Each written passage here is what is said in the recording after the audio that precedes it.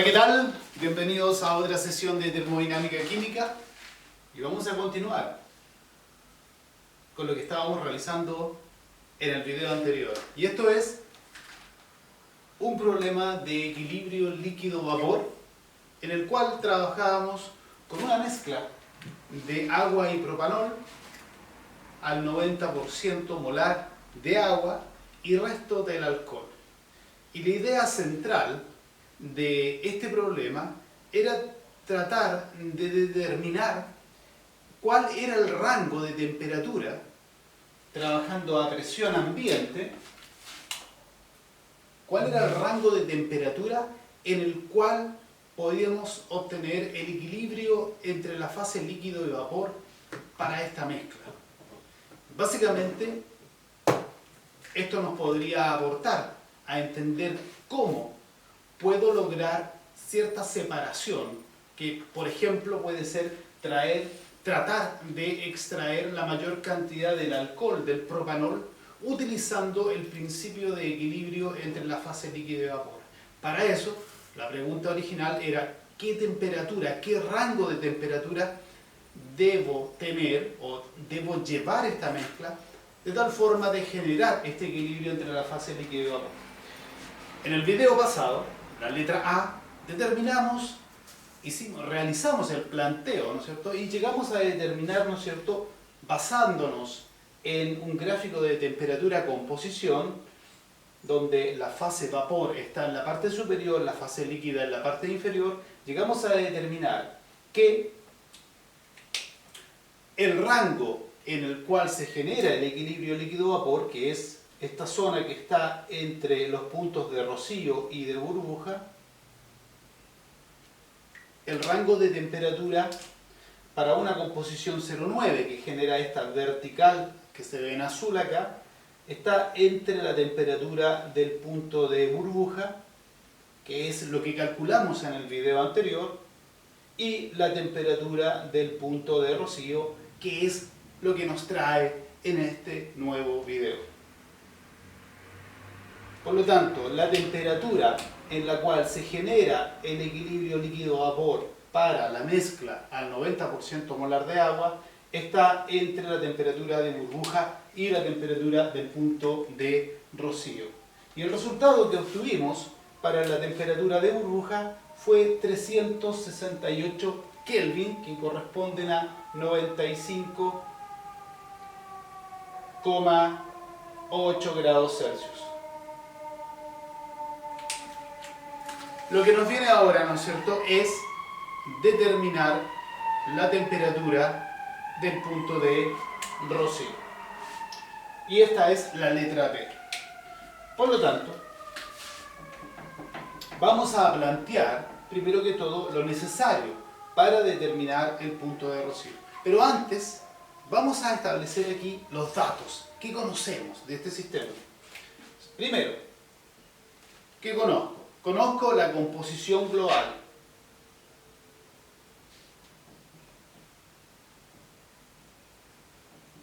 Sabemos que la composición del agua global en el sistema Z1 es 0,9. Por lo tanto, la composición de propanol, Z2, es la diferencia porque es un sistema binario, 0,1. Ahora, otro dato que conocemos es que la presión está fija. La presión es igual a un bar, que equivale a la presión ambiente. Y ahora es donde tengo que introducir el conocimiento de la temperatura o del punto de rocío. Y esto es lo que se llama acá la condición matemática del punto de rocío. Y recordemos un poco la condición matemática de este punto. Es el punto donde todo está en fase gas. Estoy acá arriba, estoy justo, ¿no es cierto?, colindando con la fase vapor o fase gas. Por lo tanto, si tengo un contenedor donde tengo la mezcla total, todo está en fase gas y lo que aparece es una sola gota, ¿no es cierto?, pequeña de la fase líquida.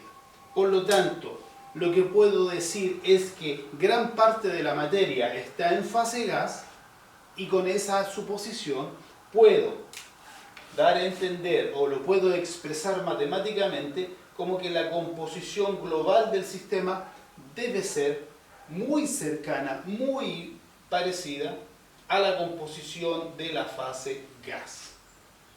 Esa es la condición matemática del punto de Rocío. Como conozco la composición del global del sistema, entonces, al calcular el punto de Rocío, puedo dar por hecho que conozco la composición de la fase gas. Porque es la fase predominante, es la que ocupa gran parte, ¿no es cierto? La gran mayoría, por lo tanto, la composición de la fase gas debe ser casi idéntica a la composición global. Por lo tanto, una vez que tengo este listado de datos y condiciones que conozco, lo que viene, como en cualquier problema de equilibrio de fases, es establecer las ecuaciones de equilibrio. Sí, exactamente las mismas que el ejercicio anterior, que la letra A, ¿ya? Por lo tanto, no vamos a profundizar tanto, las vamos a escribir directamente. Vamos a colocar aquí, ¿no es cierto?, criterio de equilibrio en ELB, con la ecuación que estamos utilizando, que concordamos para presiones bajas o moderadas. Recuerden, tantas ecuaciones de equilibrio como compuestos están presentes. Por lo tanto, en este caso tengo dos compuestos, dos ecuaciones de equilibrio. Ecuación 1, ecuación 2. Por lo tanto, lo primero que debo hacer es visualizar o tener una idea si esto se puede resolver o no. Y para eso, la regla de fases de Gibbs. Ya la vimos en el ejemplo anterior, en la letra A. Dos compuestos, dos fases, grados de libertad de acuerdo a la regla de fases son 2. Necesito dos datos. Pero resulta que aquí tengo la presión, un dato, y tengo la composición de la fase gas, porque conozco la composición global y estoy en el punto de Rocío. Por lo tanto, tengo los dos datos, esto se puede hacer. Vamos a hacerlo un poco más en detalle este mismo análisis, mirando cuáles son las variables independientes que están presentes. Y lo que tengo es presión, temperatura, composición de la fase líquida, composición de la fase gas. Recuerden que la composición global no entra acá como variable independiente porque las ecuaciones de equilibrio, o el equilibrio propiamente tal, relaciona las características de una fase con las de otra, no la composición global. Pero nos aporta un dato porque estoy en el punto de Rocío. Una vez que tengo identificadas las variables independientes que están presentes, ahora digo cuáles son los datos. Que lo acabamos de tener. Tengo la presión, le hago un ticket a la presión, pero no tengo la temperatura. De hecho, es la pregunta. No tengo la temperatura, tengo la composición de la fase líquida, no tengo la composición de la fase líquida, y ahora sí tengo la composición de la fase gas. Por lo tanto, con esto uno puede desprender, ¿no es cierto?, cuántas incógnitas están presentes. 4 variables, 2 conozco, por lo tanto son 2 incógnitas, y tengo 2 ecuaciones. Y tal cual decía la regla de fase de Gibbs, este sistema se puede resolver. Es hora entonces de resolver. El mismo dilema. Partimos con algo matemático. ¿Cómo resolver esto? Para eso, primero voy a identificar dónde están las incógnitas. ¿Cuáles son las incógnitas? Temperatura y composición de la fase líquida. ¿Dónde están esas incógnitas en estas ecuaciones? Primero, tengo la temperatura, que ya sé, que está metida, ¿no es cierto?, subyace dentro de las presiones de saturación. Allí está metida, ¿no es cierto?, la temperatura como incógnita. ¿Dónde más? La otra, la composición de la fase líquida. Aquí se ve. Pero tienen que recordar que los coeficientes de actividad gamma sub i son funciones casi exclusivas de la composición. Por lo tanto, también, si no conozco la composición de la fase líquida, no voy a conocer los coeficientes de actividad. Por lo tanto, lo único que tengo, que es lo que conozco, los datos, están acá.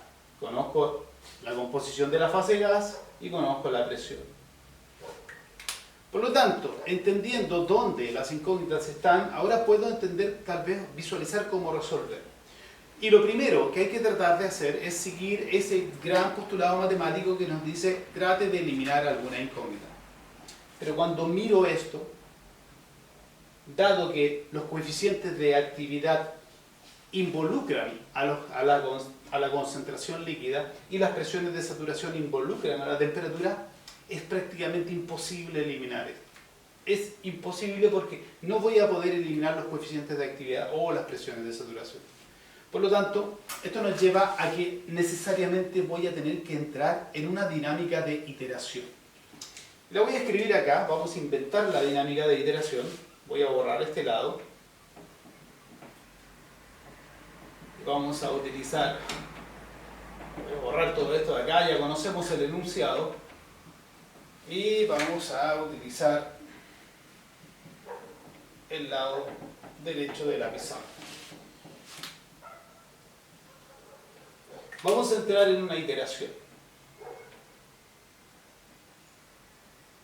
Cada vez que ustedes ingresen en una iteración, tienen que preguntarse cuál es la incógnita que tienen. Y en este caso, tengo dos incógnitas. Las incógnitas son x1 y la temperatura.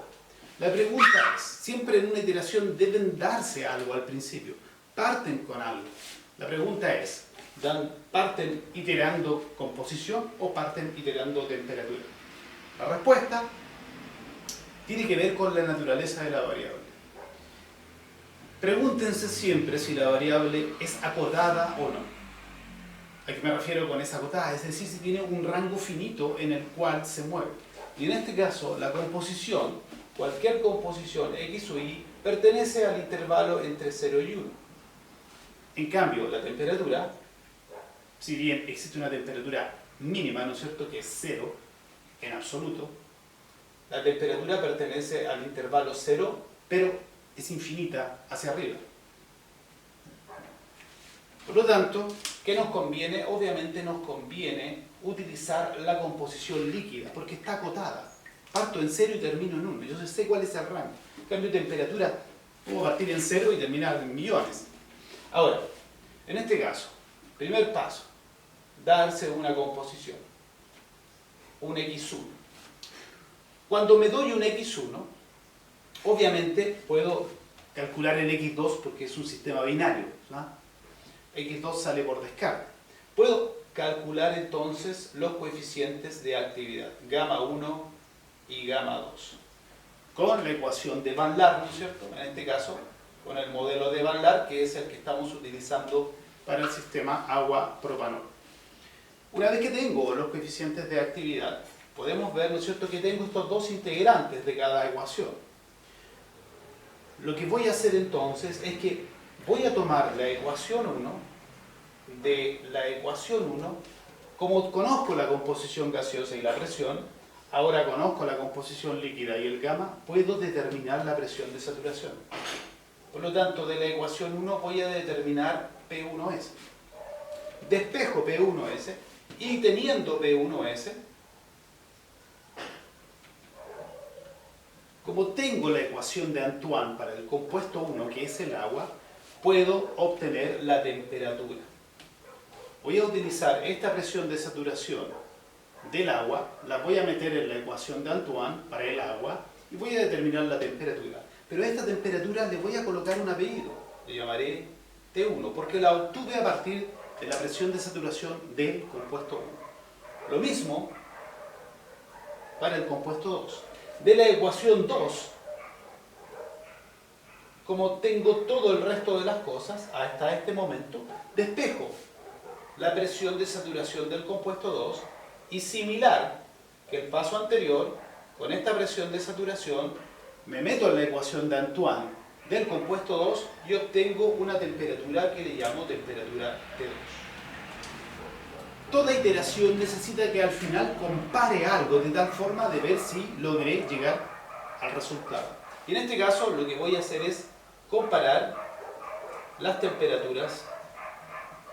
T1 tiene que ser lo más cercano, ¿no es cierto?, a T2. Ese es el procedimiento que vamos a hacer.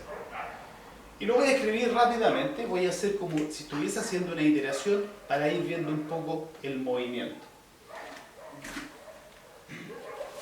Por lo tanto, recuerden que en este sistema estamos utilizando el modelo Van Laar para la determinación de los coeficientes de actividad y tenemos las ecuaciones de Antoine que las vimos en el ejercicio pasado. Por lo tanto, tenemos por un lado Antoine para las presiones de saturación y tenemos Van Laar para los coeficientes de actividad.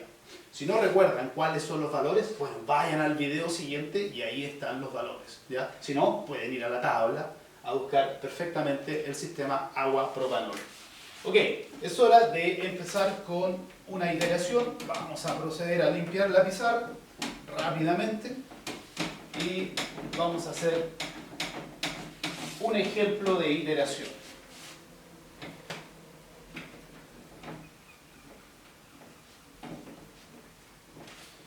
Por lo tanto,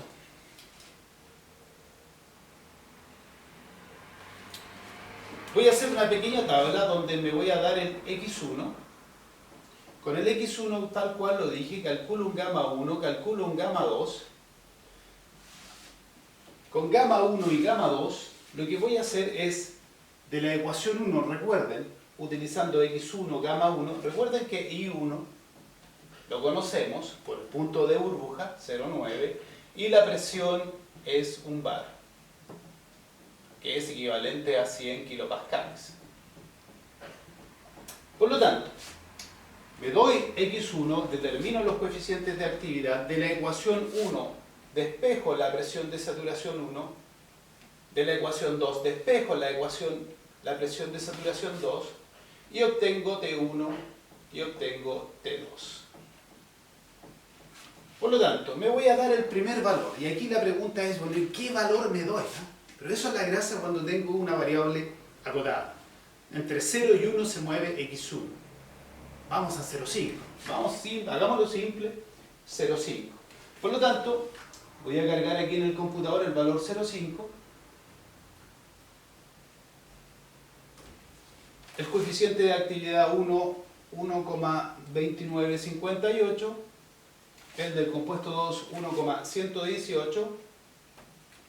Presión de saturación 1, 138,9. Recuerden que la presión de saturación en la ecuación de Antoine que estamos utilizando me da en kilopascales y la temperatura me da en Kelvin. Por lo tanto, tengo la presión de saturación del compuesto 1. De la ecuación 2 de equilibrio voy a obtener la presión de saturación del compuesto 2 y esto es 17,89. La temperatura T1 arroja un valor de 382,5 y la temperatura a partir de la presión saturación 2 un valor de 330,4. Aquí lo interesante es ver la diferencia. Se pueden ver ustedes la diferencia entre, la voy a anotar acá abajo porque no me quedó espacio, así que vamos a borrar esta línea acá.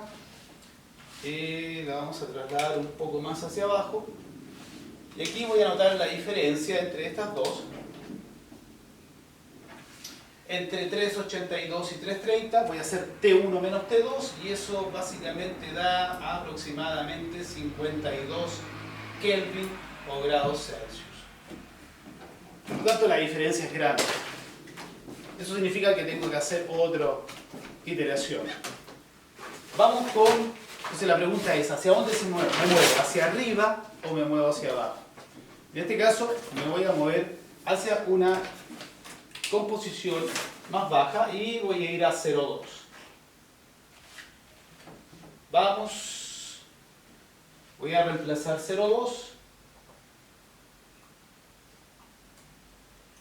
Y los datos que me dan son rápidamente 1.540109, 1.012, la presión de saturación 1.292 y la del compuesto 12,35,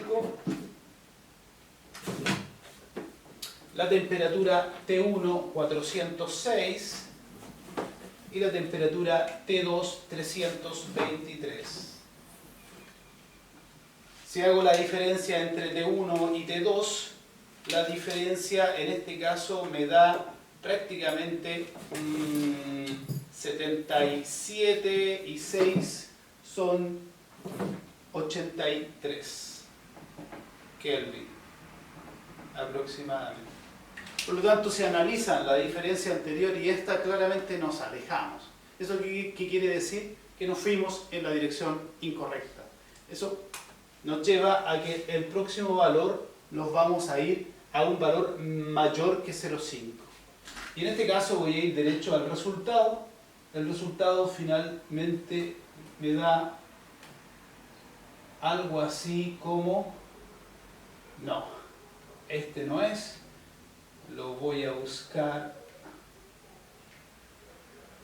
0,98, tampoco, 0,96, por aquí anda, ya, lo voy a dejar por ahí en una 0,965. Este valor me da 1,003. Observen que estoy con una concentración de compuesto 1 bastante alta, muy cercana a 1, y por eso el coeficiente de actividad de dicho compuesto me da muy cercano a 1. Para el compuesto 2, esto arroja 2,851, presión de saturación del compuesto 1, 92,97, y para el compuesto 2, 100,22. La temperatura T1, 371, y la temperatura T2, 370,1. La diferencia que tengo entre esto es prácticamente 0,9 grados Celsius o Kelvin. Y puedo decir que una diferencia de 0,9, 0,5 grados Celsius ya la puedo aceptar perfectamente. Ustedes podrían seguir iterando y obtener el valor final. Pero la respuesta que tengo finalmente es que la temperatura del punto de rocío es aproximadamente 370 Kelvin, que equivale a una temperatura de prácticamente 373 de 97 grados Celsius. Por lo tanto, finalmente llegamos a determinar que el rango, y lo voy a escribir tal vez por acá, pero voy a tener que borrar un poco, lo voy a poner por aquí. La respuesta final, ¿no es cierto?, es que el rango donde se produce equilibrio líquido-vapor para esta mezcla al 90% de agua y 10% propanol a presión ambiente de un bar, es la temperatura debe pertenecer al rango de entre 368,8 Kelvin y la temperatura de 370 Kelvin. Observen que es prácticamente un grado Celsius y algo así en el cual se produce esto. Pero ese es el rango de temperatura en el cual tengo equilibrio líquido-vapor con la temperatura del punto de burbuja y la temperatura del punto de rocío. Bueno, espero que haya quedado claro y nos vemos en el siguiente.